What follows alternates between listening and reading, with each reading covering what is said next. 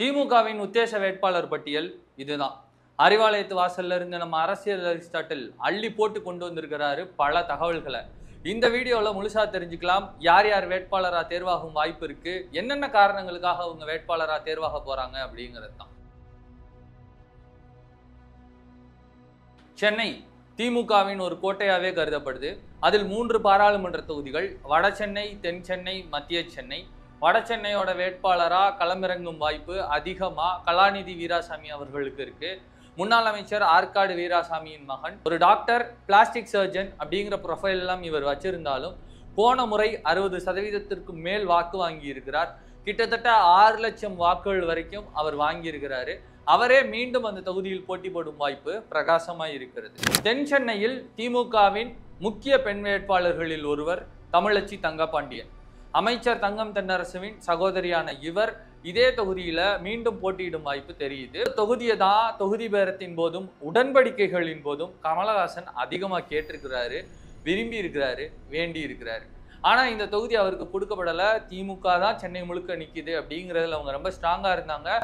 அதிகப்படியான பாஜகவினரும் அதிமுகவினரும் போட்டி போடும் ஒரு முக்கியமான தொகுதியா தென் சென்னை மாறி இருக்கு. இந்த நட்சத்திர போட்டிக்கு மத்தியில் திமுக களமிறக்கும் ஒரு ஸ்ட்ராங்கான நட்சத்திர வேட்பாளர், ப்ரொஃபஸரா இருந்து எம்பி ஆகிறதுக்காக அந்த பதவியை ரிசைன் பண்ணிட்டு வந்தவங்க தமிழச்சி. போன தேர்தலில் 57.2% வாக்குகள், 4 லட்சத்துக்கும் அதிகப்படியான வாக்குகளை வாங்கி இவங்க வெற்றி பெற்றிருந்தது குறிப்பிடத்தக்கது. மத்திய சென்னையில் களமிறங்க போவது மாறனின் மகன், பலருக்கும் பரிச்சயமான முகம். தமிழ்நாட்டில் இவருக்கு ஒரு அறிமுகம் தனியாக கொடுக்கணும்னு அவசியம் இல்லை. பன்னெடுங்காலமாய் தமிழகத்திலிருந்து டெல்லி செல்லும் எம்பிக்களில் பாரம்பரியமாக இவர் பேரும் இடம்பெறும். அப்படிப்பட்டவர் தயாநிதி மாறன். போன தேர்தலில் 5,60,000க்கும் மேற்பட்ட வாக்குகளை வாங்கியிருக்கிறாரு. 50% வாக்குகளை அவர் நின்ற அந்த தொகுதியில் அவர் கைப்பற்றி இருக்கிறாரு. இந்த முறையும் அவர்தான் அந்த தொகுதியின் வேட்பாளர். அதில் மாற்றங்கள் வருவதற்கான வாய்ப்புகள் மிக மிக குறைவு அப்படின்னு அரசியல் அரிஸ்டாட்டில் நம்ம கிட்ட சொல்லியிருந்தார். போன முறை நடந்த தேர்தலில் 7,93,000த்திற்கும் மேற்பட்ட வாக்குகளை வாங்கிய ஒரு வேட்பாளர். திமுகவின் ஆஸ்தான தலைவர்களில், மூத்த தலைவர்களில், முன்னோடிகளில் ஒருவராய் திகழ்பவர். அவருக்கே இந்த முறை தொகுதி இல்லைன்னு கலங்கடிச்சிட்டாங்க சில மணி நேரத்தில். பிரியங்கா காந்தி இந்த தொகுதியில் போட்டி போட போறாங்க, அதனால இந்த தொகுதியை நீங்க விட்டு கொடுக்க வேண்டிய சூழ்நிலை ஏற்படலாம் அப்படின்னு ஒரு தகவல் காத்து வாக்குல வந்துச்சு. பதறி போயிட்டாரு நம்ம பாலு அண்ணன். ஆனா இறுதியில திரு TR பாலு அவர்களே ஸ்ரீபெரும்புதூரின் வேட்பாளராக நிற்கும் வாய்ப்பு பிரகாசமாய் இருக்கிறது. காஞ்சிபுரத்தில் வேட்பாளராக களமிறங்கும் வாய்ப்பு இருக்கக்கூடிய அந்த வேட்பாளரின் பெயர் செல்வம். இவர் அந்த தொகுதியில ஒரு இம்பாக்டை ஏற்படுத்துவாரு அப்படின்னு டிஎம்கே நம்புறதுனால இவருக்கு அந்த தொகுதி கிடைக்கும் வாய்ப்பு இருக்கிறது.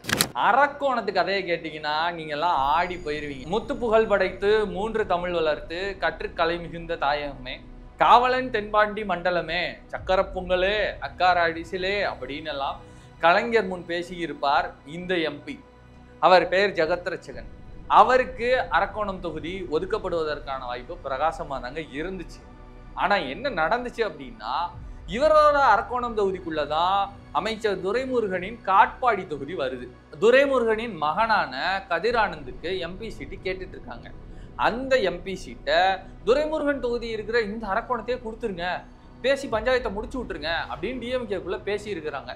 கடந்த முறை தேர்தலில் 6,72,000 வாக்குகள், 59% வாங்கியிருந்தாரு. இந்த முறை அதை விட கூடுதலாக வாங்கும் முனைப்போடு அவர் இருந்தாரு.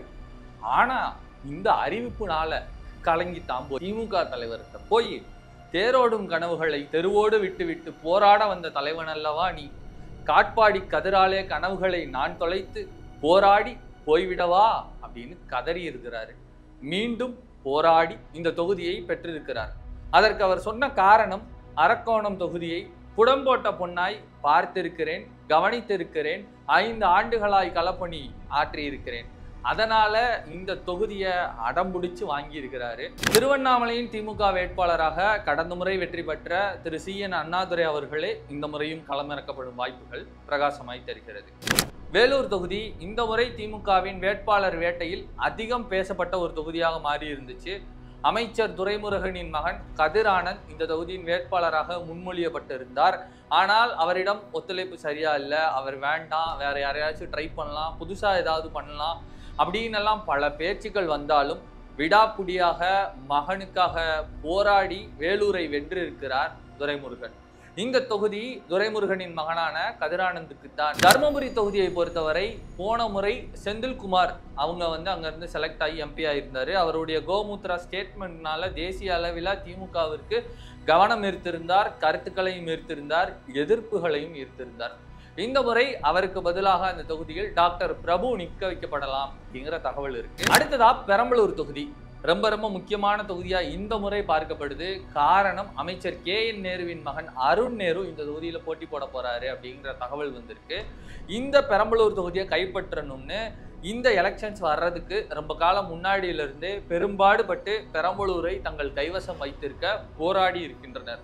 இந்த தொகுதியை வாங்கின கதையுமே பெரும் போராட்டத்துக்கு அப்புறம்தான். இருந்தாலும் இந்த இடத்தில் வெற்றி வாகை சூடி அருண் நேரு பாராளுமன்றம் செல்வாராம். கள்ளக்குறிச்சி தொகுதி இதுவும் கவனம் பெற்ற ஒரு தொகுதி, நிறைய பேசப்பட்ட ஒரு தொகுதியா இருந்துச்சு. காரணம், திமுகவின் மூத்த தலைவர்கள் ஒருவரான முன்னாள் அமைச்சரான திரு பொன்முடி அவர்களோட மகன் கௌதம் சிகாமணி இந்த தொகுதியில் இருந்து தான் பாராளுமன்ற உறுப்பினராக தேர்ந்தெடுக்கப்பட்டிருந்தார். மீண்டும் அவரை நிற்க வைக்கும் வாய்ப்புகள் இருந்த போதிலும் திமுக திட்டவட்டமா உங்கள் மீது வழக்குகள் இருக்கிறது, சூழ்நிலை எப்படி வேணாலும் மாறலாம், அதனால இந்த தடவை ரிஸ்க் எடுக்க வேணாம் அப்படின்னு முடிவு பண்ணி எக்ஸ் எம்எல்ஏவான அங்கேற்கண்ணிய நிப்பாட்டலாம் அப்படின்னு பேசிட்டு இருக்கதா தெரியுது. இந்த பெரம்பலூர் தொகுதி ஒரு மகளிரின் கைவசம் மாறுமா பொறுத்திருந்து பார்ப்போம். தேனியை போன முறை காங்கிரசிடம் கொடுத்து தவற விட்டு இருந்தது திமுக. அந்த தவறை நாங்கள் திருப்பி பண்ண மாட்டோம், தேனியில நாங்கள் தேனி மாதிரி சுறுசுறுப்பா வேலை பார்த்து இந்த முறை தேனியை கைப்பற்றியே தீர்வோம் அப்படின்னு முனைப்போட இருக்காங்க. முல்லை பெரியாறு எல்லையில் இருக்கும் இந்த பகுதியை ஆளப்போவது, கலந்து கொண்டு போராட போவது தங்க தமிழ்ச்செல்வனா அல்லது இம்ரானா அப்படிங்கிறது நாளைக்கு அதிகாரப்பூர்வ தகவல்ல தெரியும். ஆனா தங்க தமிழ்ச்செல்வனுக்கான வாய்ப்புகளும் இருக்கு, இம்ரானுக்கான வாய்ப்புகளும் இருக்கு. 50-50ல தேனிக்களம் இருக்கு. இதை தாண்டி புதிய வேட்பாளர் வந்தாலும் ஆச்சரியப்படுவதற்கு இல்லை. ஈரோடு தொகுதி இளைஞர் அணி கைவசம் போயிருக்கு. இந்த கோட்டாக்கு கீழே இங்க போட்டி போட போறது பிரகாஷ் அப்படின்னு சொல்லப்பட்டு இருக்கு. இந்த தொகுதி இளைஞர் அணி கைவசம் வந்ததுனாலையும் இங்க இவங்க ஃபர்ஸ்ட் கண்டெஸ்ட் பண்ண போறதுனாலையும் அதிக உழைப்பை இவர்கள் செலவிடுவார்கள் அப்படின்னு திமுக நம்புறதா தெரியுது. பொறுத்திருந்து பார்க்கலாம். ஈரோடு பிரகாஷிக்கா திமுகவின் நாடாளுமன்ற உறுப்பினர்களில் முக்கியமானவர், இந்திய அளவில் பேசப்பட்ட அமைச்சர்களில் முதன்மையானவர், முன்னாள் அமைச்சர் ஆராசா. இவர் தான் நீலகிரி தொகுதியோட வேட்பாளர். இவரை எதிர்த்து களமிறங்கும் நோக்கத்தோடு பாஜகவிலிருந்து வீரியமான வேட்பாளர்கள் இறக்கப்படலாம் என்ற போதிலும் இவரோட களப்பணியும் இவர் நீலகிரி தொகுதியை தன் கைவசம் வைத்திருக்கும் பாங்கையும் பார்க்கும்போது நீலகிரி தொகுதி ஆராசாவுக்கு உறுதி செய்யப்பட்டது. நாளை அறிவிப்பு பொறுத்திருந்து பார்க்கலாம். பொள்ளாச்சி இந்த தொகுதியோட வேட்பாளராக களமிறக்கப்படும் வாய்ப்பு திரு சண்முக சுந்தரம் அவர்களுக்கு இருக்கு. ஆனா இவரை இந்த தொகுதியில நிப்பாட்ட வேணாம், இவரை நிப்பாட்டுறது கொஞ்சம் ரிஸ்க்கு அப்படின்னு எல்லாம் பேச்சுவார்த்தைகள் வந்தபோது சண்முக சுந்தரத்திற்காக ஜாமீன் கொடுக்க வந்தது அமைச்சர் முத்துசாமி. அவரோட ஜாமீனின் பெயரால இவருக்கே இந்த தொகுதி வழங்கப்படும் வாய்ப்புகள் இருக்கிறதா தெரியுது.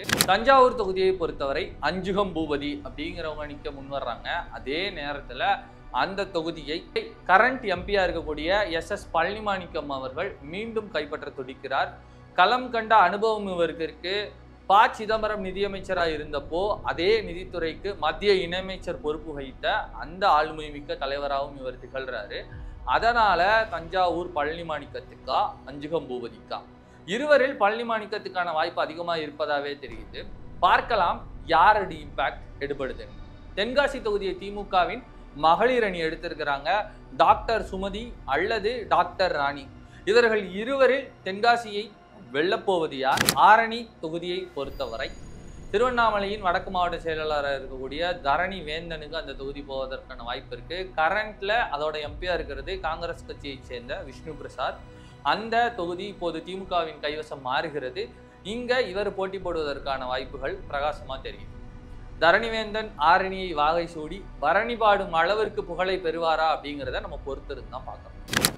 தன்னிகரல்லா உழைப்போடும் புத்தளிச்சியான எண்ணங்களோடும் முன்னேறுகிறது தூத்துக்குடி அப்படின்னு ஆடெல்லாம் ஸ்டார்ட் பண்ணி அனாயாசமா கேம்பெயின் ஆரம்பிச்சது திமுக. அந்த தொகுதிக்கு விருப்ப மனு பட்டியல் கூட அன்னபோஸ்டா தான் வந்துச்சு.